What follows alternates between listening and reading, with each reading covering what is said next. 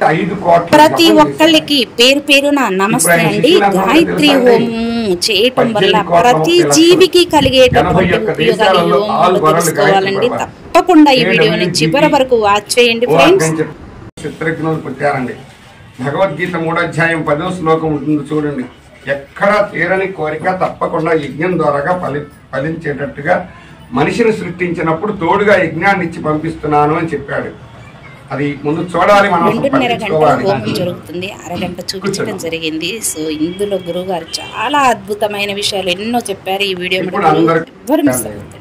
318 సంవత్సరాల అవతల బట్టి తిరుపతమ్మ తల్లి లేదు. 419 పుట్టినరోజు చేశారు మన 2 నెలల నాడు బ్రహ్మం గారికి. సో 467 అవతల బట్టి బ్రహ్మం గారు లేడు. 1443 సంవత్సరాల అవతల పోతే మహమ్మద్ ప్రవక్త లేడు, ఖురాన్ లేదు. 2024 సంవత్సరం ఇది క్రీస్తు శకం అంటారు కదా. ఎవరన్నా కాస్త భక్తులు అనుకున్న వాళ్ళు వచ్చిపోతే, మహాత్ములు అనుకున్న వాళ్ళు వచ్చిపోతే వాళ్ళని మర్చిపోకుండా ఉండటం కోసం వాళ్ళ పేరుతో ఒక శకం పెడతారు. మనకి పెట్టారు విక్రమాదిత్య శకం, కానీ ఎవరికి గుర్తు లేదు. శాలివాహన శకం ఉంది, గుర్తు కూడా లేదు. ఇది బ్రిటిష్ వాళ్ళు పెట్టారు కనుక దాన్ని ఫాలో అవుతా పోతుంది. అవునా? సో 2024 సంవత్సరాలు ఆయన శరీరం వదిలిపెట్టి జీసస్, ఆయన శరీరధారిగా ఉంది 34 ఏళ్ళు. మీరు ఎవరినైనా కనుక్కోండి. సో 2058 సంవత్సరాల అవతల పోతే యేసులేడు బైబిల్ లేదు.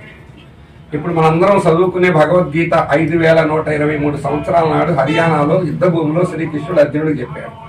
ఆ చెప్పేటప్పుడు కృష్ణుడు వయసు 126 సంవత్సరాలు. సో 5249 సంవత్సరాల అవతల పోతే భగవద్గీత లేదు, కృష్ణుడు కూడా లేదు చెప్పింది. కానీ మనిషి ఎప్పటి నుంచి ఉన్నాడు, సృష్టి ఎప్పటి నుంచి ఉంది మనం చెప్తే నమ్మారు. నాసా వాళ్ళు చెప్తే ఒప్పుకోవాలి. 195 కోట్ల సంవత్సరాల నుంచి సృష్టి ఉంది అని దాడలు కనిపిస్తాయని చెప్తున్నారు.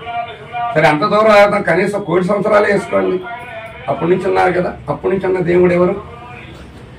కొంచెం ఆలోచించండి పొరపెట్టి. రెండోది ద్వాదశ రాశులు, మూడోది నవగ్రహాలు, 4 అష్టదిక్పాలకులు. వీళ్ళ మధ్యలో వచ్చిపోయినోళ్ళు కాదు. ఎన్ని కోట్ల సంవత్సరాల నుంచి, ఇంకా అంతకు ముందు నుంచి కూడా వాళ్ళకి దాడ తెలియకపోయినా అంతకు ముందు నుంచి కూడా సృష్టి అప్పటి నుంచి ఉన్నది. ప్రతి ప్రాణి ఈ 4 ఉపయోగపెట్టుకోవాలి. మనందరం తయారైందే పంచభూతాలు, మళ్ళీ జీవనోపాధి కూడా పంచభూతాలు. అందుకని ఇప్పుడు పంచభూతాల యొక్క విధానంతో పూజ జరిగింది. గంధ, పుష్ప, ధూప, దీప, నైవేద్యం. ఎక్కడ ప్రపంచంలో దేవుడికి పెట్టిన 5 పెడతారు పంచోపచారాన్ని. ఆ 5 తత్వాలకు ప్రతీకలు. ఇప్పుడు ద్వాదశ రాశులకి ఉంచేద్దాము.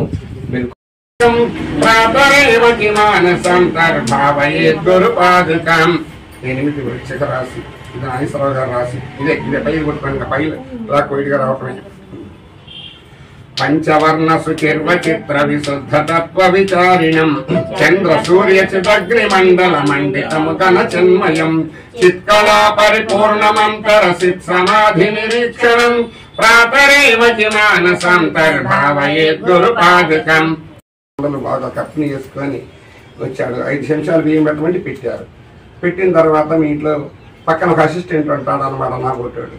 మీ ఇంట్లో ఎంతమంది అమ్మా అంటే, మేము అట్లా నాకు 3 కూతుళ్ళు 1 కొడుకు అయ్యాను. అట్లయితే జాతకాలు చూపించుకోండి అమ్మా, ఊరికి నేను చెబుతానమ్మా. ఇంకా చూడు అమ్మటే చూపించుకున్నారు అని చెప్పాడు. మీ అబ్బాయికి 5 రోజుల్లో పెద్ద గండం ఉంది. ఇప్పుడు ఏం చేయాలి?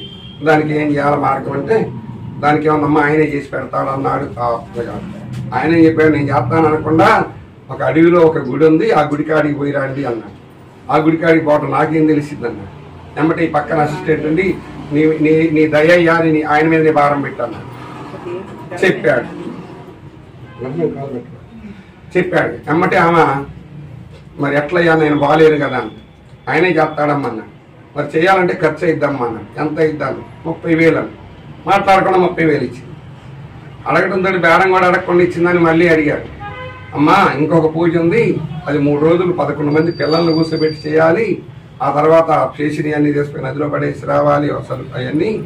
దానికి ఇంకొక పూజ ఉందమ్మా, అది చేయాలి. మరి దానికి ఎంత అయిందండి? 20,000 అని. 50,000 మళ్ళీ 20,000 పడిచ్చి. ఆ తర్వాత అసలు ఏం జరుగుతుందో తెలియట్లా. మళ్ళీ ఇదంతా మీ అబ్బాయికి చేస్తే ఆ మంత్రం పని చేయదని పాపం చేతులారా 50,000 పోగొట్టుకొని 20 నిమిషాలు అంతా అయిపోయిందమ్మా. ఇట్లా ఎప్పుడు నా సలహా ఏంటంటే, అమ్మ ముందు చెప్తున్నా, జాతకాలు చూపించుకోకండి. జాతకాలు చూపించుకున్నారంటే ఇక దిగులే. ఎందుకంటే ప్లస్ చెప్పరు, మైనసే చెప్తారు. ఆ మైనస్ తోటి నువ్వు భయపడతాం. ఇంకా ఏది చేయాలన్నా నిజమే ఆయన చెప్పింది, నువ్వు మంచిదానివే, నువ్వు ఒకటంటే మీ ఆయన ఒకటి అంటాడు. ప్రతి కొంపలో ఉండేది. మీ పిల్లలు చెప్పిన మాట ఏంటంటారు, మీకు దగ్గరకు వచ్చిన ఫలితాలు పోతున్నాయి అంటారు, మీ ఇంటి మీద దిష్టి ఎక్కువ ఉందంటారు. ఇక మొత్తం గోయిందా, వాళ్ళ కష్టపడి సంపాదించుకోవడం, వాళ్ళ ముఖాన బయట. మీరు నమ్మితే ఒక మంత్రం రాసిస్తానమ్మా, నవగ్రహ మంత్రం. 5 నిమిషాలు చేసుకోండి చాలు. ఇంకా ఆ ఇంట్లో ఏ గ్రహ దోషం ఉండదు, ఒక్క పైసా కూడా ఖర్చు లేదు. మీరు ఎటు ఏం చేసే పని అక్కడ వచ్చింది అసలు ఆ బద్ధకం. మనం ఏం చేయం, గంటల చెత్త సీరియల్ అయిన చూస్తాం, కానీ మన బాగు చేసుకోవడానికి మాత్రం పావు గంట టైం కేటాయించుకోం దేవుడికి. అదేమంటే డౌట్లు ఎక్కువ, అమ్మ ఎట్లు చేస్తాం, ఇట్లా తెలిసి చేస్తే తెలియకుండా చేస్తే, ఈ డౌట్లు తోటి పెట్టుకున్నారు మా బొట్టోళ్ళు పట్టుకుంటారు అనమాట. ఆహా వాళ్ళు దొరికారని. ఈ విధంగా ఎంత ఎదిగిపోతున్నా కూడా సమాజం ఇంకా అంధకారంలో పోతున్నారు. కొన్నాళ్ళు ఎలుగుతారనమాట, తర్వాత ఇంకా ఏం ఉండవమ్మా. అద్దంకి దగ్గర రజానగరం అని ఒక ఊరు ఉంది, వేసుకుని పోయారు పిచ్చి గుంపు అంతా. తర్వాత ఇప్పుడు లేడు. గుత్తి అనంతపురం దగ్గర కొబ్బరి ప్రార్థన చేసిన అబ్బాయిగానే రోగాలన్నీ పోతాయి అన్నారు. రైళ్లు ఖాళీ లేదు, ఎక్కడెక్కినా రైలు 10 రూపాయల టికెట్. పైకి విశాఖపట్నంలో ఎక్కినా, నర్సరావుపేటలో ఎక్కినా. ఇప్పుడేది ఇక్కడ మా ఊరు దగ్గర సంజీవిని కొండనే ఉంది, ఒక ఎలిగింది. ఆ ఆకులన్నీ పూసుకోకుండా నొప్పులు పోతాయి అన్నారు. కొండ మీద చెట్లన్నీ దూసిపోసారు అక్కడ దుంపల దగ్గర, ఆక్సిజన్ కూడా లేకుండా. ఇట్లా ఎప్పుడైతే మనం అసలు నిజాన్ని తెలుసుకోమో అప్పుడు ఈ మాయ మొత్తం కూడా ఆవరిస్తుందమ్మా. కొంచెం వాళ్ళ పద్మనాభుని వాడిని మీరందరూ కూడా కొంచెం గమనించుకొని చాలా టర్నింగ్ అవుతుంది. అసలు మన జీవితం మలుపు తిరుగుద్ది. చెప్పేది కొంచెం జాగ్రత్తగా అర్థం చేసుకోండి. గ్రహాలు 9 ఉంటాయి. 3 గ్రహాలు ఎప్పుడు మేలు చేస్తాయి, 3 గ్రహాలు ఎప్పుడు మిశ్రంగా ఉంటాయి. అయితే అందరికీ ఒకటే ఉండదు. నాకు మేలు చేసేది నీకు సమయంలో నీకు కీడు చేయొచ్చు, అదే సమయంలో ఇంకొకటి మేలు చేయొచ్చు. ఇట్లా గ్రహాలకి మనిషికి ఉన్న సంబంధం ఏంటంటే థాట్స్, మనకు ఆలోచనలు వస్తాయి కదా, ఆ ఆలోచనలు ఇచ్చేది గ్రహాలే. మనం పుట్టినప్పుడు ఏదో ఒక నక్షత్రంలో పడతాము, వాటికి సంబంధించినటువంటి జన్యువులు మన బాడీలో ఉంటాయి, బ్రెయిన్లో. అది డైరెక్ట్గా వాటి ప్రభావం పలికిస్తూ ఉంటాయి అన్నమాట. ఇప్పుడు మనం నా నక్షత్రానికి మేలు చేసే గ్రహం తిరుగుతుంది అనుకోండి, ఇక్కడ తెలివక్కల్లా తిక్కరోడైనా కలిసి వచ్చింది. ఎందుకంటే అది థాట్ కాదు ఇచ్చేది, ఆయనకు కూడా తెలియదు. పోయి ఏది పట్టుకుని లాభం వచ్చిందో అది పెట్టుకుంటాడు, బ్రహ్మాండంగా. అప్పుడేమంటారు, వాడు స్టార్ బాగుందంటారు. ఏమంటారు, మనిషి పేరు అంటారు, వాడు స్టార్ బలి వెలుగు. స్టార్ అంటే ఏంటి, నక్షత్రమేగా. అంటే మన నక్షత్రానికి గ్రహబలం తోడైంది. అదే సంచారంలో మళ్ళీ కీడు చేసే గ్రహం వచ్చింది అనుకోండి, అప్పుడేమవుతుంది, అది కూడా ఆలోచనేగా, అంతా నెగిటివ్ వచ్చింది. అప్పుడేమంటారు, మంచిదే, మంచివాడు ఏం చేస్తాడు, వాడి గాచారం బాగలేదు కదా. మోటి మాటలో గాచారం బాగలేదు అంటారు. అది పదం, అది కరెక్ట్. గ్రహ సంచారం బాగలేదు అందుకని మరి అలా అనుభవించాల్సిందేనా. అందుకు ఋషులు ఏం చేశారంటే, మనం చేసిన కర్మలను బట్టే మనకు థాట్స్ వస్తుంటే కనుక పాపం తెలిసి కానీ తెలియక కానీ జరిగితే వాళ్ళు జన్మంతా అలా ఇబ్బందులు పడకుండా ఒక రెమెడీ, గొడుగు లాంటిది. వారాగదు, మనం బస్ స్టాండ్కి పోవాలి గొడుగులాగా, అట్లా పూజ ఒక రెమెడీ. ముఖ్యంగా తట్టుకోలేనటువంటి ప్రాబ్లమ్స్ ఏమంటే వాటిని పక్కకు తొలగించి ఇక మళ్ళీ యథావిధిగా జీవితాలను కొనసాగిస్తూ మళ్ళీ అటువైపు మనసును పానీయకుండా రక్షణ కలిగిస్తుంది అన్నమాట. ఇప్పుడు ఆ గ్రహాలకి ఇప్పుడు మీరందరూ ఉన్నారు ఇంతమంది, సూటిగా అడిగాను అనుకోకండి. ఏ ఊళ్ళోనన్నా కానీ, ఎప్పుడన్నా కానీ, ఎక్కడన్నా కానీ ఒక్కసారి నవగ్రహాల చుట్టూ తిరిగి ఉంటారు కదమ్మా. ఏ దిక్కునే గ్రహం ఉంటుందో చెబుతారా? శ్రీరామ. ఒక శని గ్రహం ఉంటుందా ప్రణవ దిక్కున నహలాగా, అది మాత్రం గుర్తుపడదు, జిడ్డు కారుతారు. ఇంకొకవారు ఇప్పుడు ఆగ్నేయంలో ఎవరున్నారా, దక్షిణంలో ఎవరున్నారా, ఉత్తరం నాకెందుకు, ఆమె తిరిగింది నేను తిరిగాను, పైగా లేదు తొందరగా తిరిగాను. అక్కడ ఏం దృష్టి పెట్టం అసలు. ఇప్పుడు మీరు దృష్టి పెడితే 5 నిమిషాల్లో మీకు అర్థం అవుతుంది ఏ దిక్కుని ఏ గ్రహం ఉంది. ఇప్పుడు ఒకసారి రామకృష్ణ పరమహంస, వివేకానందుడి గురువు, ఆయన బేలూరు మఠంలో అమ్మవారి గుడిలో అర్చన చేసేవారు.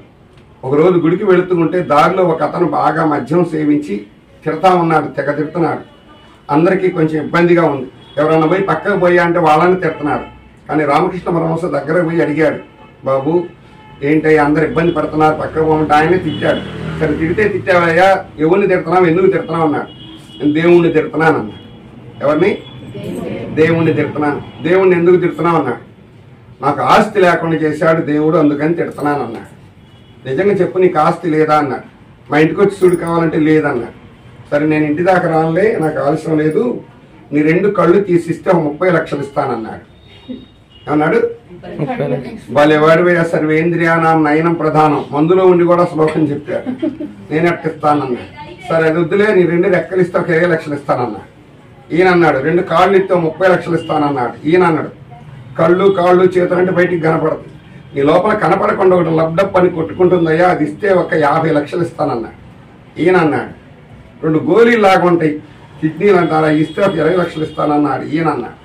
ఇప్పుడు నర్సరావుపేట దగ్గర ఒక అబ్బాయి అండి, మీరు నమ్మొచ్చు నమ్మకపోవచ్చు, తాగి లివర్ చెడిపోయింది. వాళ్ళ ఆవిడ లివర్ ఆ అబ్బాయికి వేస్తున్నారు. విజయవాడలో 70 లక్షలు అడిగారంట వాళ్ళ ఆవిడ లివర్ మార్చడానికి. 50 లక్షలు చెన్నైలో వేస్తామని ఇప్పుడు అక్కడ వేయించుకుంటున్నాడు. అర్థమైందా? ఒక్కసారి ఆయన చెప్పాడో లేదో నా మాట మిమ్మల్ని నమ్మమని చెప్పట్లా, ఎందుకంటే ఆ మూఢత్వం నుంచి బయటికి రావాలి. మీ జ్ఞానంతో ఆలోచించండి. ఇవన్నీ వెలకట్టగలమా? ఇవాళ మనం ఉద్యోగం చేసినా, వ్యవసాయం చేసినా, వ్యాపారం చేసినా, వృత్తి పనులు చేసినా, వీటిల్లో ఏ ఒక్కటి తరుగైనా మన గతి ఏంది?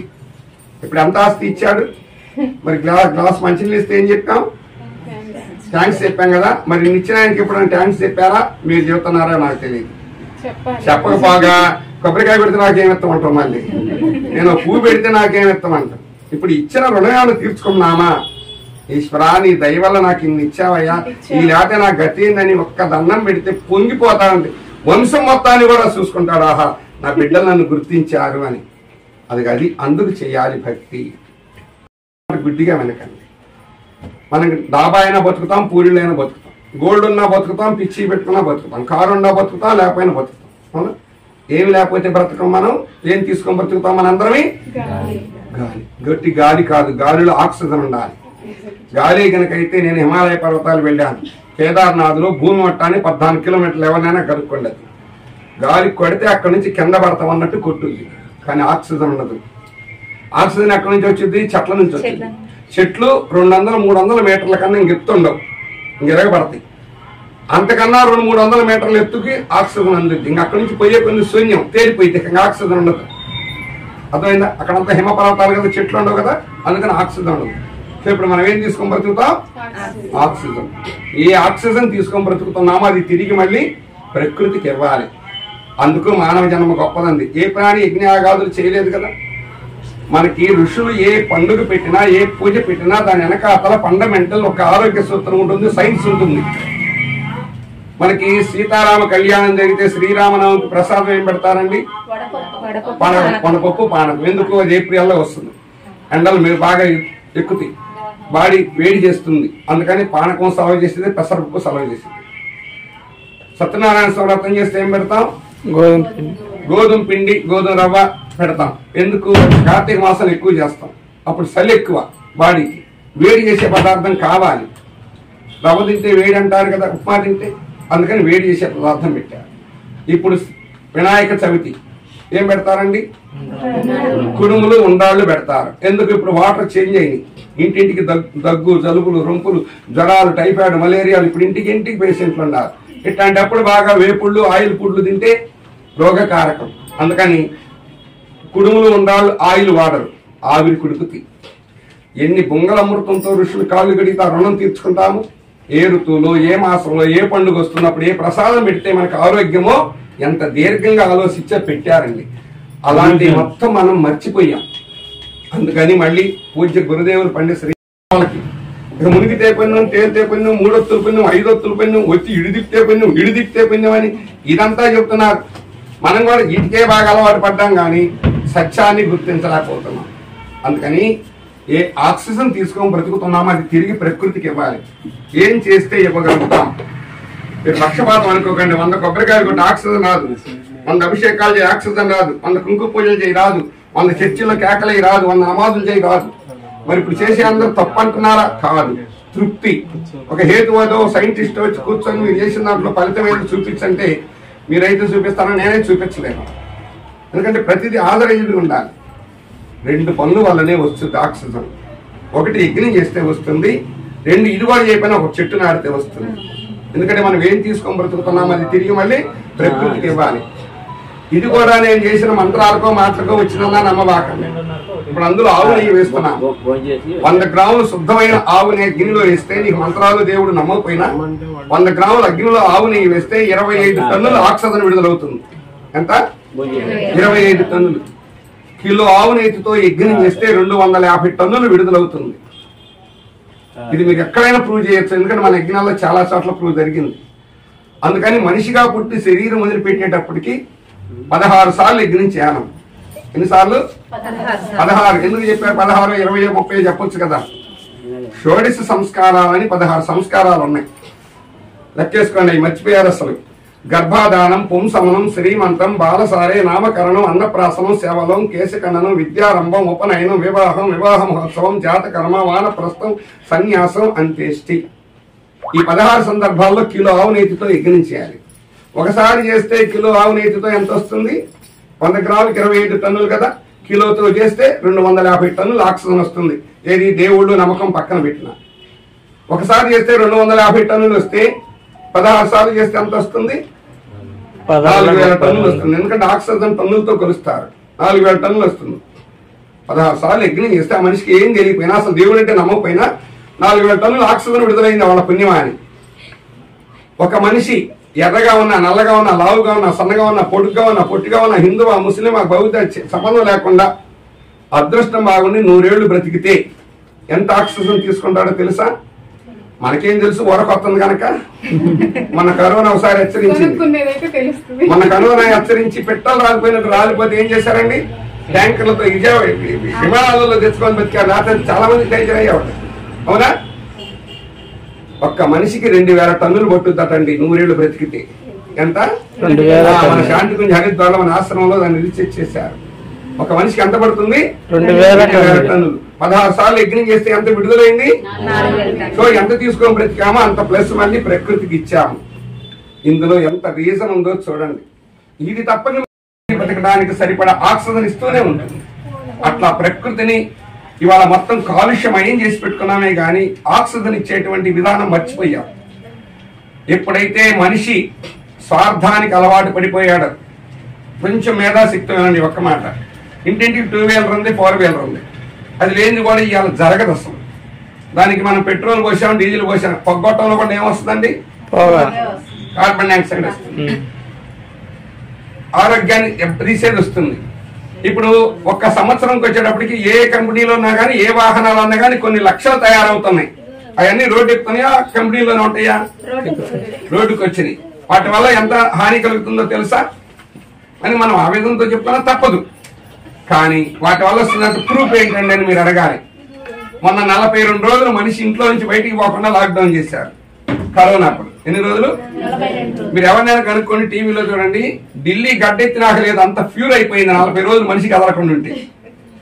యమునా నది పవిత్రమైపోయింది, గంగా నది పవిత్రమైపోయింది. ఎప్పుడు మురికి వాడలతో ఉండే బొంబాయి కూడా పవిత్రమైపోయింది. అంటే మనిషి తిరగకపోతే మొత్తం పవిత్రమైపోయింది. ఇక మళ్ళీ మూవ్ అయ్యాడు. ఢిల్లీ పరిస్థితి ఎట్లంది బాబు? డేంజర్ మార్క్ దాటింది కాలుష్యం. మనకి 200 ఉంది, మీకు తెలుసో లేదు. ఇంత ఎందుకంటే వాహన కాలుష్యం, శబ్ద కాలుష్యం, ధ్వని కాలుష్యం, డ్రైనేజీ కాలుష్యం. అసలు నేను ఎలా బతుకుతున్నానని ఆలోచించుకోవట్లా. ఏ కాడికి ఎదుటి వాళ్ళ మీద ఎట్లా నిందలేయాలా, ఎట్లా చేయాలని చూస్తున్నాం. కానీ మనం మన ధర్మం ఏంటనేది మర్చిపోయాం. క్లియర్ గా ఉందండి, మాకు అర్థమైంది బాగానే. దీని ప్రూఫ్ ఏమన్నా ఉందా? 4 సంవత్సరాల నాడు విశాఖపట్నంలో విషవాయువు లీక్ అయింది కదా, అప్పుడు 11 మంది డ్యామేజ్ అయ్యారు. అట్లానే ఇప్పుడు సెల్లుల్లో కొట్టండి. 1984 డిసెంబర్ 2వ తారీఖు మధ్యప్రదేశ్ భోపాల్లో జరిగింది. అవును, భోపాల్ గ్యాస్. ప్రపంచం అంతా సంచలనం వార్తది. అప్పుడు కొన్ని వేల మంది పోయారండి. ఒక ఇంట్లో యజ్ఞం చేసుకున్నారు. వాళ్ళ అబ్బాయిలు పుట్టినరోజు అయితే 7 ఉన్నారండి. ఎంతమంది? ఆ 7 బతికారు. అంత డేంజర్ లో కూడా. అది మళ్ళీ 70 మంది సైంటిస్టులు వచ్చి చూసి ప్రూవ్ చేసి హిందూ పేపర్లో, రేడియోలో సంచలన వార్త చేశారు. యజ్ఞం ఇంట్లో జరుగుతూ ఆ ఇల్లు పావనమైనట్లే. చాగంటి గారు చెప్పి 90 రోజులు ఉంటుందండి ఇప్పుడు ఈ యజ్ఞ ఫలితం. ఎందుకంటే మనం పొల్లలతో పొడిచినా కూడా పోలేని రంధ్రాల్లో కూడా ఈ ఎనర్జీ పోతుంది. అన్ని జీవులకి మేలు కలిగించే ఏకైక క్రియ యజ్ఞం. ఇవాళ వీళ్ళ సంకల్పం నిజంగా ఎన్ని జన్మల పుణ్యమో. ఇప్పుడు చూడండి, ఇక్కడ ఇన్ని పెట్టాం కదా, ఒక చేతితో చూపించమన్నా 2 చేతులతో చూపించారు కదా. సూపులు వాళ్ళకి, మేపులు మనకి పామాలు ఒక్కడన్నా తింటారా? కొన్ని వాళ్ళకి నుంచి కొన్ని మేము తీసుకోం పాపం. కానీ ఇందులో విడుదలైంది ఏమైంది? సుమారు కిలోమీటర్ పరిధిలో ప్రతి ప్రాణికి యూజ్ అవుతుంది. యాగశాల నిర్మించి యజ్ఞాలు చేస్తూ ప్రత్యక్ష చేస్తారు. యజ్ఞానికి ప్రత్యక్ష సంబంధం ఏంది? ఓ ప్రత్యక్ష జరిగిందంటే కొన్ని 10,000 మంది వస్తారు అక్కడికి. అక్కడ మంచి వాళ్ళు వస్తారు, రోగస్తులు వస్తారు, అంటువ్యాధులు వాళ్ళు వస్తారు. అవునా కాదా? ఒకళ్ళు పీల్చుకున్న ఒకళ్ళు పీల్చుకోవాలి. ఎంత పొల్యూట్ అయిపోతుంది అక్కడ. అందుకని ఎటువంటి వ్యక్తులు వచ్చినా మనం వదిలిపెట్టింది కార్బన్ డైఆక్సైడ్ విషపూరితం ఉన్న విత్ సెకండ్స్ లో మళ్ళీ ఆక్సిజన్ గా మారిద్ది. ఎందుకంటే యజ్ఞం జరుగుతుంది. స్వాహాని ఆహుతులు వేస్తున్నారు, ఆవు నెయ్యి వడ్డిస్తున్నారు. ఆ ప్రాంతం అంతా కూడా మొత్తం ఫుల్ గా ఎనర్జీతో నిండిపోతుంది. అప్పుడు ఇంకెంతమంది వచ్చినా ఇబ్బంది లేదు. ఇంత దీర్ఘంగా సైన్స్ ఇంత రీజన్ ఉందమ్మా యజ్ఞం అనేది. అందుకని పిల్లల పుట్టినరోజు పేరుతో కానీ లేకపోతే ఒక ఇదితోటి కానీ యజ్ఞాలు అనగానే దూరం అయిపోయినాయి. యజ్ఞం అనగానే 30,000, 40,000, 50,000 ఇట్లా ఖర్చు పెట్టించి మీకు ఆ దోషం ఉంది ఈ దోషం ఉంది అని చెప్పాలకి అదురుపోయి దూరం అయిపోయినాయి. మళ్ళీ గాయత్రి మాత దయవల్ల, గురుదేవుల దయవల్ల అనుకూలంగా తేలికలో జరుపుకునేటట్టుగా యజ్ఞమిత్యం వచ్చింది కనుక అందరూ కూడా గుర్తు పెట్టుకొని, అందులో ఏ ఇంటి పూజకు పోయామో అందరూ కూడా అది గుర్తు పెట్టుకొని వాళ్ళకి మేలు జరిగేటట్టుగా. ఇప్పుడు చెప్పిన మాటలు ఏ ఒక్క మాట అయినా పొరపాటు ఉందో మీరు ఆలోచించుకొని ఇంటికి పోయినాకైనా ఇంత రీజన్ ప్రకృతికి మేలు కలిగే ఏకైక క్రతువు యజ్ఞం అండి. అందుకే భగవద్గీతలో చెప్తాడు, అన్నాద్భవంతి భూతాని పర్జన్యాదన్న సంభవ యజ్ఞాద్భవతి పర్జన్యో యజ్ఞ కర్మ సముద్భవ. అర్జున, సృష్టిలో సమస్త ప్రాణికోటి అన్నము వలనే పడుతుంది. అన్నము పర్జన్య శక్తిలో వస్తుంది, పర్జన్య శక్తి వర్షంలో వస్తుంది, వర్షము యజ్ఞయాగాది క్రతువుల కర్మ వలనే సంభవం. ఎప్పుడన్నా కరువు కాటకాలు వచ్చినాయి అనుకోండి, ఇక అల్లాడిపోతున్నారు అనుకోండి, అప్పుడు ఏం చేస్తారండి? యజ్ఞాలు చేస్తారు. మొత్తం ప్రకృతి సస్యశ్యామలం అయిపోతుంది. 2002లో 2 ఏళ్ళు యజ్ఞ 2 సంవత్సరాలు వానలేదండి. 20 ఎకరాల రైతులు కూడా నౌకలు తిన్నారు. నేను చూశాను. 1200 కోట్లు ఖర్చు పెట్టి మేఘమదనం ఏర్పాటు చేశారు. అట్ల ఫ్లాప్ అయిపోయింది. ఎప్పుడు చూసుకోండి పేపర్లు, అప్పుడుది 1934 గుళ్ళలో ఒకే రోజు యజ్ఞాలు చేపించారు. మొదలైంది వానలో. అంత మేలు చేస్తుందండి. సస్యశ్యామలంగా ప్రతి వ్యక్తికి ఆరోగ్యం ఇచ్చి ఎప్పుడు అవసరమో అప్పుడు వాళ్ళ కృషి. ఇప్పుడేంది? అతివృష్టి, అనావృష్టి, సమవృష్టి లేదు. కారణం యజ్ఞాలు దేవత. అందుకని ఇలా పద్మ గారి పుణ్యమైన మీ అందరికీ కూడా ఎంత భాగ్యమో, ఎన్నో విషయాలు తెలుసుకున్నారు కనుక దాన్ని మర్చిపోకుండా మన లైఫ్ అంతా కూడా ఉపయోగపెట్టుకునేటట్టుగా మళ్ళీ ఒక విషయం గుర్తు చేస్తాం. కృష్ణ అంత భక్తి నాకు లేదయా, తులసీ దళాలతో తులతో చుదామంటే రుక్మిణమను నేను కానయా. కృష్ణ అంత భక్తి నాకు లేదయా, యమునా తీరాన రాసలీలలాడంగా, యమునా రాసలీలలాడంగా రాధమ్మను నేను కానయా. కృష్ణ అంత ప్రేమ నాకు లేదయా, ఆ రాధమ్మను అంత ప్రేమ నాకు లేదయా. తులసీ దళాలతో తులతో చుదామంటే రుక్మిణమను నేను కానయా. కృష్ణ అంత భక్తి నాకు లేదయా, హృదయాన్ని కోవిలగా చేద్దామని అనుకుంటే, హృదయాన్ని కోవిలగా మని అనుకుంటే మీరాను నేను కానయా. కృష్ణ అంత శ్రద్ధ నాకు లేదయా, భక్త మీరాను నేను కానయా. కృష్ణ అంత శ్రద్ధ నాకు లేదయా, మను నేను కానయా. అంత భక్తి నాకు లేదయా, వెన్నా మీ గడలతో గోరు ముద్ద తినిపించా, వెన్నా మీ గడలతో తినిపించా యశోదమ్మ నేను కానయా. కృష్ణ అంత నోము నోచలేదయా, ఆ యశోదమ్మ నేను కానయా. కృష్ణ అంత నోము నోచలేదయా, తులసీ దళాలతో తులతో చుదామంటే రుక్మిణమను కాదయా. కృష్ణ అంత భక్తి నాకు లేదయా, మధురాతి మధురముగా సంకీర్తన చేయంగా, మధురాతి మధురముగా సంకీర్తన చేయంగా. తుకారాము నేను కానయా. కృష్ణ గాత్ర శుద్ధి నాకు లేదయా, భక్త తుకారాము నేను కానయా.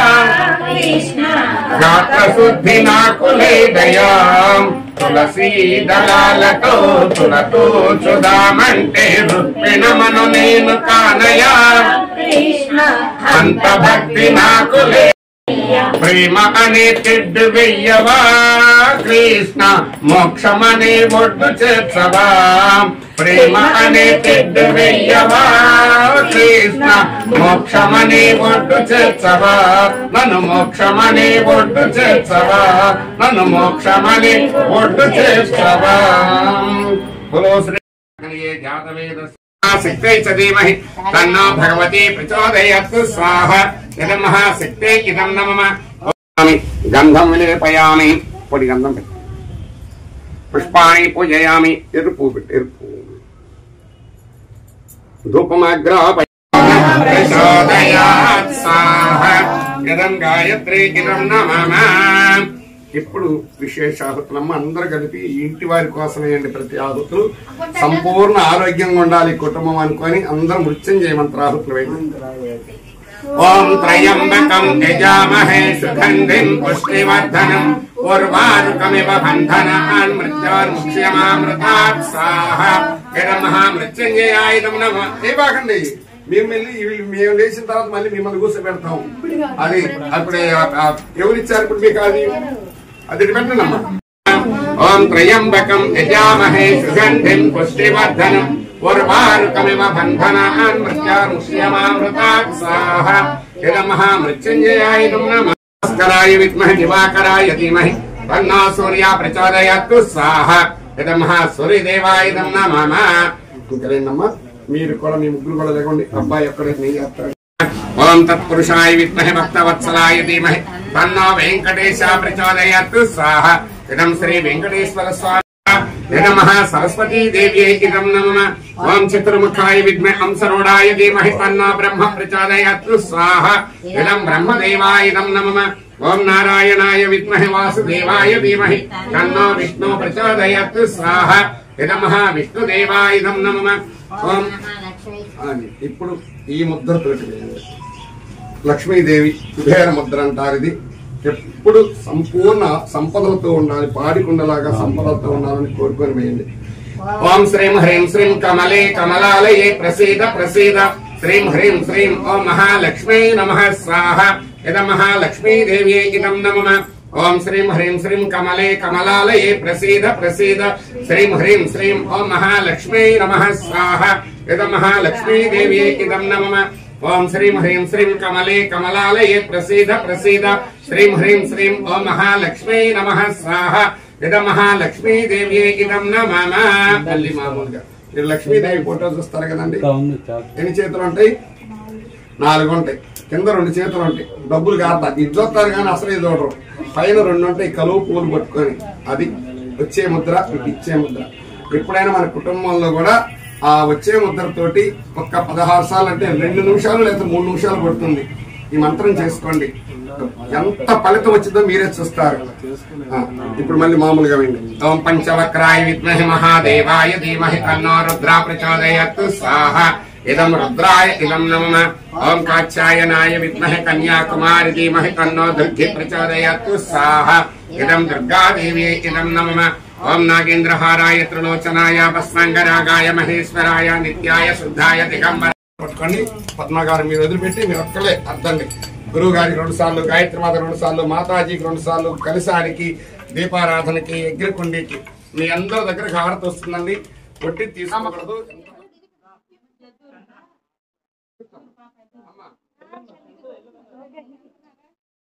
ఏం కాదులేరా, దగ్గరికి రండి. గాయత్రి మాతాకి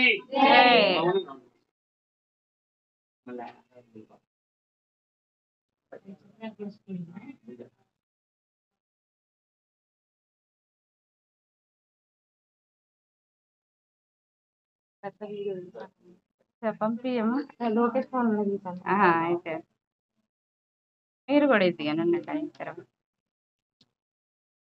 ఇప్పుడు నాకు గుండు కట్టినప్పుడు యజ్ఞాలు చేస్తారు కదా, మీరు 10,000 20,000 సందా ఇచ్చిన విషయాలు ఏం ఇస్తారా? ఎవరైతే కంకణం కట్టుకుంటారో వాళ్ళ చేత ఏం ఇస్తారు? మన యాగశాలలో కూడా రానిరు. కానీ ఇక్కడ అదృష్టం ఏంటంటే ఎంతమంది వచ్చినా అందరికీ భాగ్యం కలిగించారు గురువు గారు. మీరు అక్కడ ప్లేట్ పెట్టుకోనమ్మా.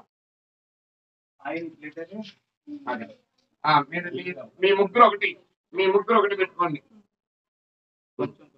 ఇలా పెట్టుకోండి. ఈ చేతితో ఒక్క అన్నం మెతుకంటే తీసుకోండి. ఎంత అన్నం మెతుకంటే వేయాలి. కళ్ళ కట్టుకొని స్వాహ అన్నప్పుడు మాత్రమే వేయాలి.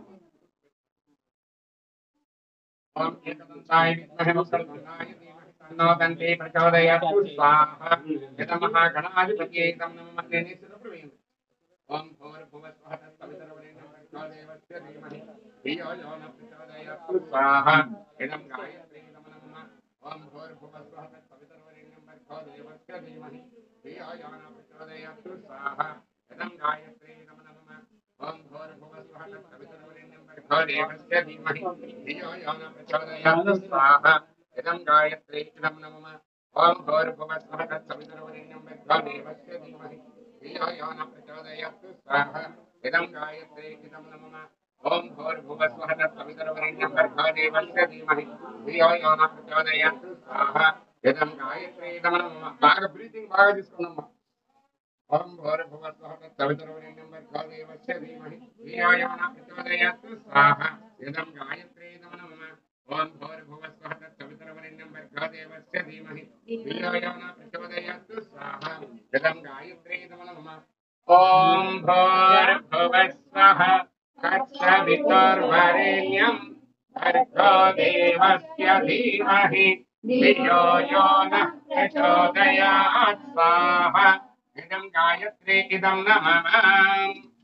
ओम त्र्यंबकं यजामहे सुगंधिं पुष्टिवर्धनं उर्वारुकमिव बन्धनान् मृत्योर्मुक्त्यमामृतात् स्वाहा इदं महामृत्युञ्जयाय इदं नमः.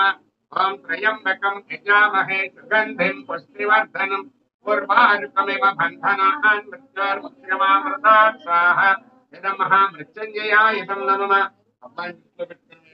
ओम त्र्यंबकं यजामहे शुश्रूषे राहुकेतु सर्वे ग्रहाः शान्तिकरा भवन्तु नमः. ओम सजल श्रद्धाय विद्महे महाशक्त्यै च धीमहि तन्नो भगवती प्रचोदयात् स्वाहा इदं महाशक्त्यै इदं नमः. ओम रामकृष्णाय विद्महे गायत्री चाय धीमहि तन्नो गुरु प्रचोदयात् स्वाहा इदं श्री रामकृष्ण गुरुदेवाय इदं नमः. ओम महासरस्वत्यै च विद्महे ब्रह्मपत्न्यै च धीमहि तन्नो वाणी प्रचोदयात् स्वाहा इदं सरस्वती देव्यै इदं नमः. ओम चतुर्मुखाय विद्महे अंसरूढाय धीमहि तन्नो ब्रह्मा प्रचोदयात् स्वाहा इदं ब्रह्मदेव. ओम महालक्ष्मी च विद्महे विष्णुपत्न्यै च धीमहि तन्नो लक्ष्मी प्रचोदयात् स्वाहा इदं महालक्ष्मी देव्यै इदं नमः. ओम पंचवक्त्राय विद्महे महादेवाय धीमहि तन्नो रुद्रा प्रचोदयात् स्वाहा इदं रुद्राय इदं नमः. ओम कात्यायनाय विद्महे कन्याकुमारी धीमहि तन्नो दुर्गे प्रचोदयात् स्वाहा इदं दुर्गा देव्यै इदं नमः. ओम नागेन्द्रहाराय त्रिलोचनाय भस्मन्वरागाय महेश्वराय नित्याय शुद्धाय दिगंबराय तस्मै नकाय नमः शिवाय स्वाहा इदं नागदेवताय इदं नमः. ओम ऐं ह्रीं श्रीं क्लीं ग्लं गणपतिये वरवरदे सर्वजनीन वशमानाय स्वाहा इदं लक्ष्मी गणपतिये इदं नमः. ओम तत्पुरुषाय विद्महे भक्तवत्सलाय धीमहि तन्नो वेंकटेश प्रचोदयात् स्वाहा इदं श्री वेंकटेश्वर स्वामिये इदं नमः. ओम भास्कराय विद्महे दिवाकराय धीमहि तन्नो सूर्य प्रचोदयात् इदं महागणाधिपतये इदं नमः. ओम भूर्भुवस्वः तत्सवितुर्वरेण्यं भर्गो देवस्य धीमहि धियो यो नः प्रचोदयात् स्वाहा इदं गायत्री नमः. ओम भूर्भुवस्वः तत्सवितुर्वरेण्यं भर्गो देवस्य धीमहि धियो यो नः प्रचोदयात् स्वाहा इदं गायत्री नमः. ओम भूर्भुवस्वः तत्सवितुर्वरेण्यं भर्गो देवस्य धीमहि धियो यो नः प्रचोदयात् त्र्यंबकं यजामहे बन्धनान् मृत्योर्मुक्त्यमामृतात् स्वाहा इदं महामृत्युञ्जयाय नमः. ओम ब्रह्मा मुरारी त्रिपुरांतकारी भानु शक्ति वंशता पदच्च गुरच्च सुपुरुषेणि राहुकेतु सर्वे ग्रहाः शान्तिकरा भवन्तु स्वाहा इदं महानवग्रह देवाय नमः. ओम प्रकर प्रज्ञाय विद्महे महाकालाय धीमहि तन्नो श्रीरामः प्रचोदयात् स्वाहा इदं महाकालाय नमः. ओम सजल श्रद्धाय विद्महे महाशक्त्यै च धीमहि तन्नो भगवती प्रचोदयात् स्वाहा इदं महाशक्त्यै इदं नमः. ओम रामकृष्णाय विद्महे गायत्री चाय धीमहि तन्नो गुरु प्रचोदयात् स्वाहा इदं रामकृष्ण गुरुदेवाय इदं नमः. ओम महासरस्वत्यै च विद्महे ब्रह्मपत्न्यै च धीमहि तन्नो वाणी प्रचोदयात् स्वाहा इदं महासरस्वती देव्यै इदं नमः. ओम चतुर्मुखाय विद्महे सर्वणाय धीमहि तन्नो ब्रह्म प्रचोदयात् स्वाहा इदं ब्रह्मदेवाय नमः ओम नारायणाय विद्महे वासुदेवाय धीमहि तन्नो विष्णु प्रचोदयात् स्वाहा इदं महाविष्णुदेवाय नमः ముందు పట్టుకోను వేసేటప్పుడు వేయి ఓం మహాలక్ష్మీ విద్మహే విష్ణుమత్తే धीमहि तन्नो लक्ष्मी प्रचोदयात् स्वाहा इदं महालक्ष्मी देव्यै नमः ओम पंचवक्त्राय विद्महे महादेवाय धीमहि तन्नो रुद्रा ओम ऐं ह्रीं श्रीं क्लीं क्लं गणपतये वरवरदेव सर्वजनीन वसमानाय स्वाहा नमः सूर्यदेवाय नमः स्वाहा इदं गायत्रे इदं नमः ओम त्र्यंबकं यजामहे सुगन्धिं पुष्टिवर्धनं उर्वारुकमिव बन्धनान् मृत्योर्मुच्यमामृतात् स्वाहा इदं महामृत्युंजयाय इदं नमः ओम ब्रह्ममुरारी आनो सिद्धि वंशदा पदच्च परच्च सत्रोसेति राहु केतु शांति करा भवन्तु स्वाहा यदं महानवग्रह देवाय नमः ओम प्रकटप्रज्ञाय विद्महे नमः ओम रामकृष्णाय विद्महे गायत्री चाय धीमहि तन्नो